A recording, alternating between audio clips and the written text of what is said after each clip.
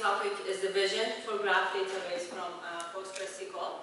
So I work with AgensGraph team, and I'm responsible for the consulting and also the implementation of AgensGraph.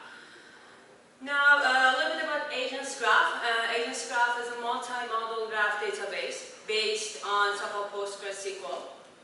And also AgensGraph was developed by Bit9. With Bit9 we have different offices in different locations. With our Santa Clara team located in California. We also have offices in New York, London, UK, Seoul, South Korea, and also recently we are opening our new office in Japan. Here at Bit9 we offer different values. As I mentioned, through our core technology we are offering a multi-model feature. We are offering outstanding performance. We have our LDVC benchmark testing, and also we offer different services such as graph consulting, graph algorithm, big data analysis, and also feature development. Today I'm going to talk about graph databases and why should we start thinking to shift to graph databases, and also what is graph. Then I'm going to introduce you to AgensGraph and also its multi-model feature. Then I'll do a demo on one of our use cases, which is asset management system. And also, after that, one of my colleagues will join me to cover the AgensGraph roadmap. And after that, we'll be more than happy to answer any question that you have. So to get started, what is graph? And also, why should we start thinking about it? So basically what graph is, graph is a combination of vertex and also edges. So it's composed from those two elements, and it represents entities and relationship among them. So as you can see, you are seeing vertex and edge in this slide, and the combination of those making the graph structure. What is important about it, to start thinking about it? To be honest, nowadays, if you look at your surrounding, you will notice that everything is connected to each other. So we are living in a really hyperlinked and hyper-connected world. It's not an exaggeration to say that with all these big changes that happen in technology, such as artificial intelligence, machine learning, and also big data, the utilization of data is transforming to the next age of 4th industrial. So for this reason, companies need to start, and basically some of them started thinking about the solutions for basically predicting all the meanings of the complex data that they have. And the question that comes up, and the topic that I want you to think about it during this presentation is that achieving this goal and to having this solution, is it possible with our existing databases, with existing relational databases that we have? So in this slide, I would like to talk about the differences between the relational structure and also the graph structure. As you can see on the left side, we have our relational structure, which all know that all the data are stored in a table format. But when it comes to the graph, we are dealing with vertices and edges. So the tables that we have in a relational, they become the labels, which is basically the group of vertices. And all the join tables that we have becomes the edge in this structure, which showing the relationship between those different entities. In the next slide, I would like to talk more about some of the advantages of having graph over relational databases. So for this reason, we are having an example. I chose this example. We are looking for a query, which in this query we are looking to search for the friend of Alyssa, for example, one of our users. So the way that data was saved in this structure, they were in a different table. So we have a person table, we have a person's friends table. So we all know that by running this in a relational, we have to go back and forward between these tables, and we need to use the join operation, which we all know that those are expensive operations, time costly, and not really easy when it comes to the execution. But when it comes to the graph, we can avoid those join operations. So we can just simply go through the pattern which we're looking for. So in this example, we are looking at Alyssa, then we can see how Alyssa is connected to Bob and who is Bob connected to. So by going through this pattern, we can find a friend of Alyssa. Which in this case, graph performed much better. As you can see, the response time was really something bold. And also we run other tests here, and these are the results that you see here. So as deeper that we went through this pattern and levels, graph performed better. Even at the 5th level, as you can see here, relational database couldn't perform, and the operation was unfinished. Another basically feature that graph can offer you is a schema-free feature. So by being schema-free means that let's assume that you have a new attribute and you are planning to add that to your existing relational structures. So by knowing that, we know that we have to go through the tables. We need to edit that tables, change and modify it, and add a new column and a new value. But in graph, we can just simply avoid those changes, and we can just add the properties that we have simply to our vertex. So we are avoiding those, and this is because of it's schema-free. Now, next I would like to talk about AgensGraph. As I mentioned, AgensGraph is multi-model. It supports graph, relational, document DB, and also key value structure. And by doing that, you are able to store, process, query, and also analyze your data at the same storage. Now, what you're seeing in this slide is a diagram which is basically showing the scale to size and the scale to complexity. So normally people tend to talk about scale to size when it comes to the databases. And we know that relational databases has a little bit trade-off when it comes to the size. And for this reason, basically, the NoSQL structure was introduced. Now, we know at the same time that the graph databases can give you a better performance when it comes to the complexity. So you can assume that what I'm getting to. So by having a multi-model structure, you can have a better performance, same time, when it comes to the size and also to the complexity. So AgensGraph, by having this feature, can give you better performance in both areas. Now, let's think about AgensGraph as a solution and what AgensGraph can offer you. So, as I mentioned, we are living in a connected world, and we are having different data types all over us. It can be an image, it can be sound, it can be location data. And by having AgensGraph, we can get and transform all those data all in one storage in AgensGraph. And by using its visualization tool and also its graph data analytic framework, we can solve some of the use cases that is already there. So AgensGraph was able to actually perform really good on some of those use cases, which I'm going to get later on in my slides in more detail. Now, this is the architecture of AgensGraph. It's a simplified architecture of Postgres because we are built on Postgres SQL. And what you're seeing, we added our own logic.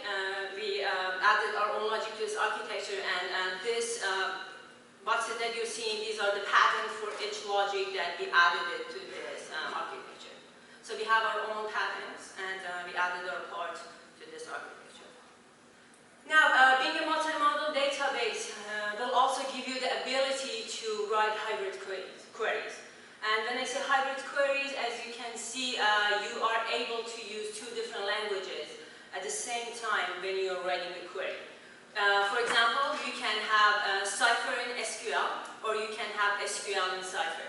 And Cypher, I should mention really quickly, is the query language for graph databases. So by having this, you can basically have, as I mentioned, in a different ways, in different structure, hybrid query. So in the first query, as you can see, we have Cypher and SQL. Our inner query here, as you can see, is Cypher, and our outer query is SQL. So we plugged in this Cypher in the SQL. And also, you can have it the other way. You can have SQL as an inner query, and your outer query can be Cypher.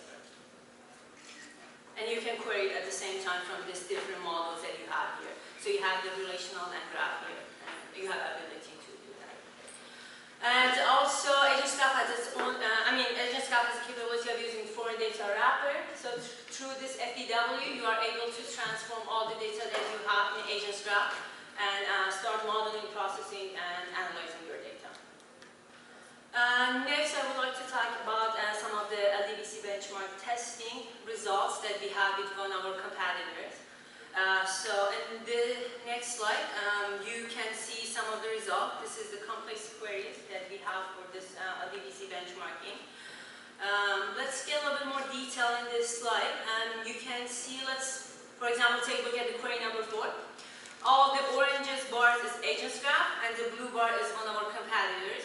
So in this query number 4, as you can see, AgensGraph was able to perform much faster. It's, I believe, something close to 2,000 times faster than our competitor.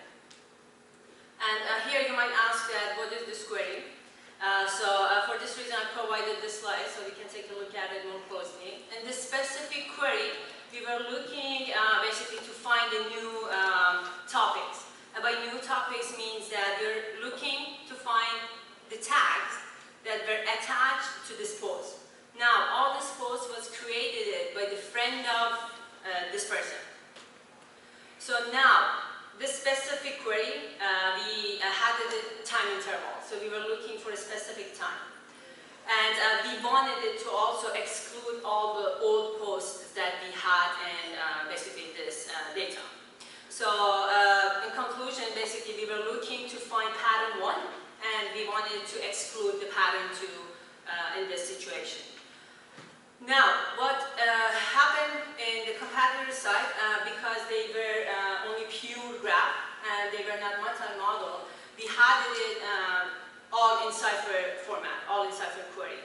So we have our pattern 1 here and our pattern 2. We are looking for all the posts, all the tags in a specific time interval, and also all the old tags here. And what we did here, we excluded all the old posts. So what happened at the end, the result wasn't really good, the performance wasn't good, it took a lot of time. And as you can see, we had n times n traversal through this basically structure. And what our team did through AgensGraph and through its capability of being a multi-model, we were able to write a hybrid query, and we were able to use SQL and Cypher at the same time. So we have the pattern 1 here and pattern 2, and these are the Cypher query, and these are the inner query. And for outer query, we used SQL, and we excluded the old post, as you can see in this last line. So what happened, the performance was much better. We were able to have it n plus m times traversal, n plus m traversal through this structure, and we avoided basically n times m, and we got it faster. So I would like to talk about Postgres and the AgensGraph and the way that they can work to solve some of the use cases which is out there. So as I mentioned, we are built on PostgreSQL, and we are the only graph database integrated with the PostgreSQL. So I'm going to talk about some of the use cases that we have with AgensGraph. So use case 1 is our MDM, Master Data Management. And some of the challenges that we have through this, through this use case was a lack of data centralizations. And also there were no data model to visualize, query, and also analyze their data. So some of the benefit that they got by using AgensGraph in their system and restructure their, basically their model was they were able to strengthen their data sharing and collaboration more efficiency. And also they were able to capitalize research data through all those modelings and graph structure. The next use case is our CTI, Cyber Threat Intelligence. In this use case, the need was basically, the reason for the need of a new system was because they were having continuous evolution of cyber attacks. And also, they were having limited performance because of all those table structures.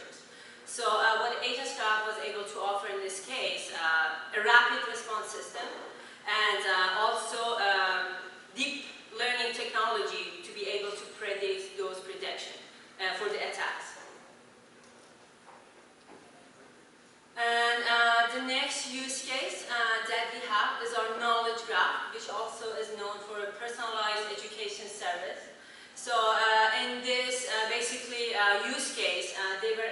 to introduce a new level of diagnosis and curriculum through AgensGraph, and also they were able to develop a new educational service product. Another use case that we have here is our performance management. So in this specific use case, the need was a system to manage collaboration efficiency. So, and the solution that they came up was to implement basically a system to have the ability to view, analyze, and manage those data. And also to have all the data in one standardization center. So the benefits that they have was they were able to more smoothly communicate and more efficiently have a performance based on the graph model that they used in AgensGraph. And one of the important and one of the use cases that we have in AgensGraph is our asset management use case, also known for the failure analysis and monitoring system, which I'm going to also do a demo on this specific use case. And I'll be talking in more detail regarding this use case. So as I mentioned, asset management system. So this use case was specifically for one of the largest power utility companies. In this specific use case, they were looking to have an advanced metering system for their clients. So their existing relational system wasn't basically helping them through this. It was causing them some issues, such as cost, such as time, and as you can see, like billing and errors in the billing. And so what happened after they started using AgensGraph, and by having and using the multi-model feature of AgensGraph, they were able to reconstruct their basically their model. So what they did, they were able to avoid all those costs and all those errors, and they were able to keep their network topology in a graph format. And also they kept all their time series data, which were log data, in the table format. So by having both this format, they were able to avoid all those issues, and we will see why. So let's take a look at their network topology first. And this is a graph model for, as I mentioned, their network topology. So what happens here, as you can see, there are different layers. So we have our IoT layer, which is here, and these are all the sensors and devices that collects the data. Then if you go to the top layer, we have our PLC layer, which is power communication layer, which we have devices such as modem here. The next layer is our DCU layer, which is our data centralization layer. And if we go up, we have our FEP layer, which stands for the front-end processing layer. And as you can see, we have in this DCU layer, we have a master DCU and also slave DCU. And this is the same structure, the graph model of their network, as I mentioned.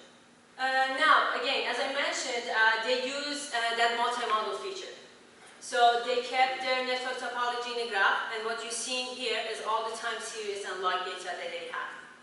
So for each device, there were information in a graph model and also some information in a table format in a relational part. So information such as, let's say for FEP, which was our layer, they had some information such as their abnormality, and also same time, as I mentioned, time series data, such as date and time, specific for that device. Now, what are you seeing in the specific slide? You're seeing the whole structure using the tables and using the graph, using the relational and using the graph model at the same time. So in the center of the slide, you're seeing the thresholds that they set in the system. So there were thresholds for the CPU usage, memory usage, upload or download speed. And let's take a look at more closely to this table that we have. These are the relational format and all the devices, DCU devices that we have. So by looking at DCU 01, and let's take a look at the upload speed of this DCU, which is in this case is 20.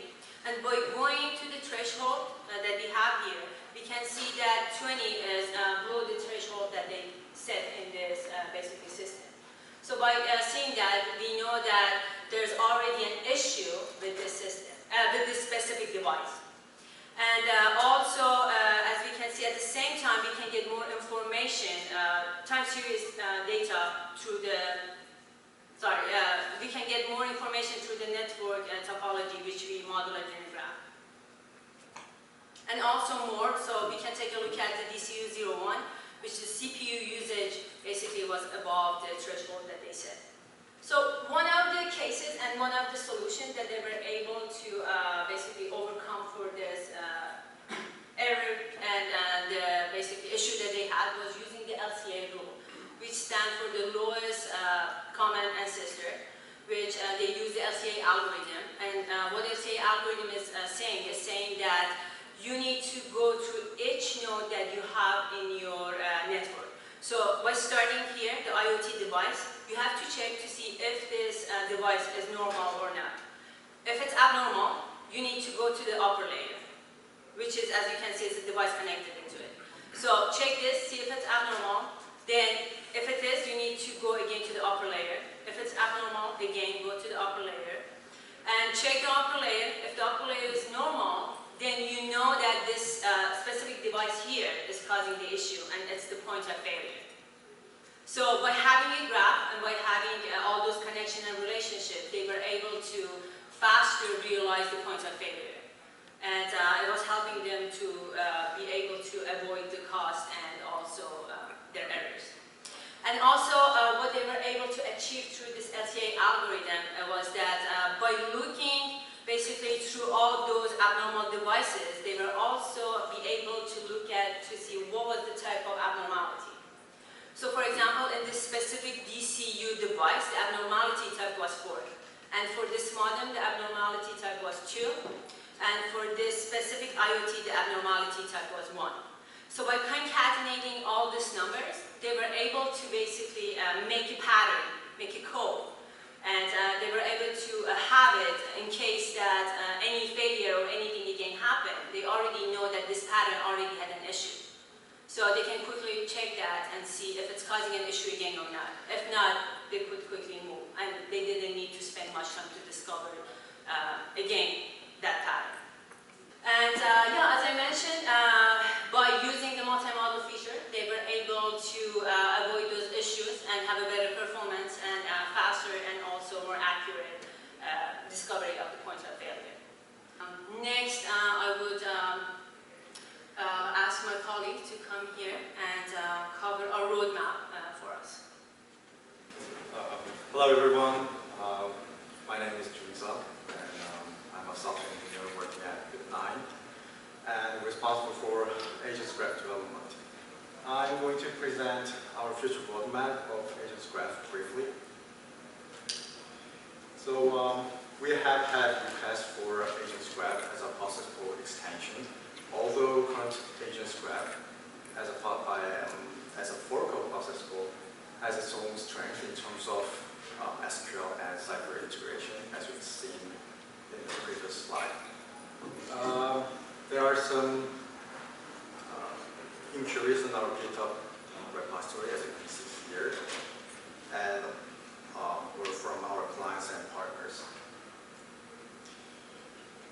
So we decided to unfork AgensGraph from process code